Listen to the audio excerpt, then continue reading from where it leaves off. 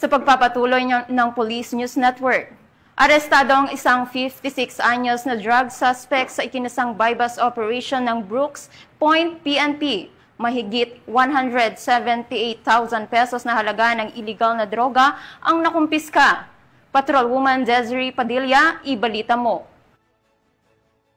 Pagpapatupad ng 7-point agenda ng Acting Chief PNP, Police Lieutenant General Jose Melancio Sr. Tates Jr. na layuning paigtingin ng kampanya laban sa illegal na droga at tiyaking ligtas ang bawat komunidad, matagumpay na naaresto ng Police Regional Office Mimaropa sa pamumuno ni Police Brigadier General Roel C. Rodolfo, ang isang bagong kilalang drug personality sa sinagawang bypass operation sa Barangay Samariñana, Brooks Point, Palawan nito lamang Oktubre taong kasalukuyan.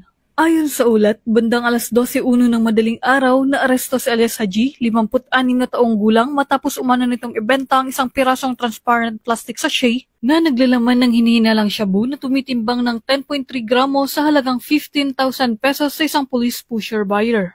Ang operasyon ay sinagawa ng pinagsanib na puwersa ng Brooks Point Municipal Police Station at Palawan PPO Provincial Drug Enforcement Unit. Sa sinagawang karagdagang inspeksyon, na-recover pa mula sa pag-iingat ng suspect ang isa pang sachet ng hinihinalang shabu na tumitimbang ng 16.19 grams, isang sachet ng tuyong dahon ng marijuana na may timbang na 5.90 grams, ang marked money at iba pang drug paraphernalia. Umabot sa kabuuang 26.22 grams ng shabu na tinatayang nagkakahalaga ng 178,296 pesos at 5.90 grams ng marijuana na nagkakahalaga ng 600 pesos ang nakumpiska mula sa suspect.